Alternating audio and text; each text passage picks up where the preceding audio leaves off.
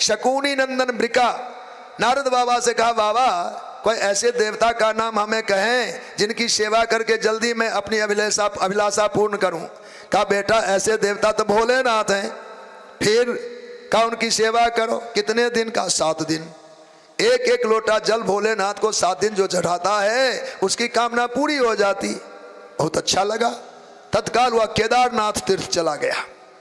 अब भगवती मंदाकिनी में स्नान करके केदार भगवान का पूजन किया और निश्चय किया, आज से मैं व्रत करूंगा। 7 दिन का ही नियम लिया था। 6 दिन बीते, 7वां दिन भी पूर्ण हो गया, पर भगवान का दर्शन नहीं हुआ।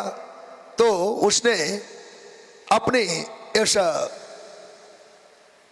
यज्ञ की अपूर्णता में या पूर्ण नहीं हुआ इस दुख से अपने मस्तक काट के शिव को चढ़ाने का निश्चय कर लिया। जो ही तलवार उठाया उसमें भगवान धुरजटी प्रकट होकर तलवार पकड़ते, ए वृका क्या हुआ तुम्हें, क्यों अपना मस्तक काट के चढ़ाना चाह? आप कौन है? कहा, मैं वही तो हूं जिनकी तूने पूजा की है।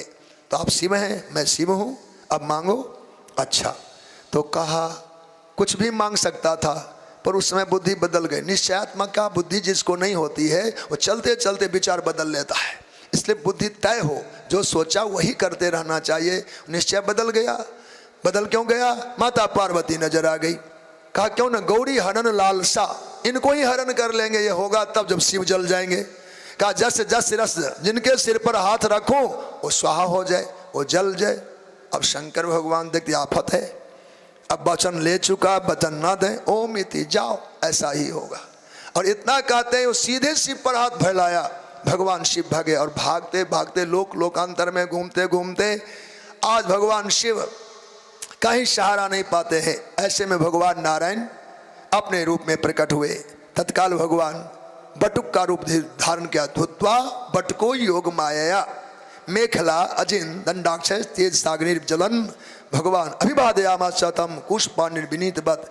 एक ब्रह्मचारी का बाना कुशा आदि मृग शर्म आदि को धारण किए हुए सबको लेकर रास्ते में आए। शंकर भगवान को भागने दिए, बीच में खड़े हो गए। ए ब्रिका, ब्रिकासुर मोहित हो गया। क्षणम विश्रम्यताम, क्षण भर के लिए रुको। अरे शरीर ही सब कुछ है, इसको तुम ऐसे क्यों गवाते हो व्यर्थ में? अगर तुम्हारी बात छुपाने योग्य ना हो, कह सकते हो तो धन्यता, मुझे सुनाओ।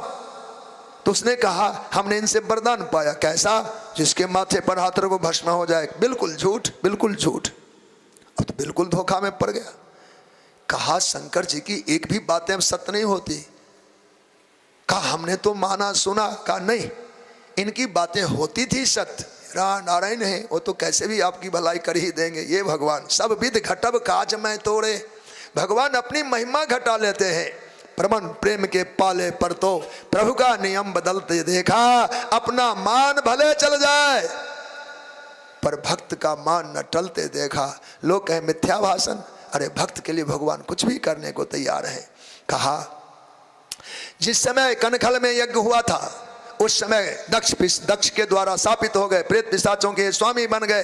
तब से इनकी बात साची नहीं होती। एक बात कर, तुम्हें इतना ही विश्वास है तो एक बार सिर पर हाथ रख के देख, अगर झूठा निकल गया तो हम तुम्हें मदद करेंगे, भगवान को जा करके दंड करेंगे।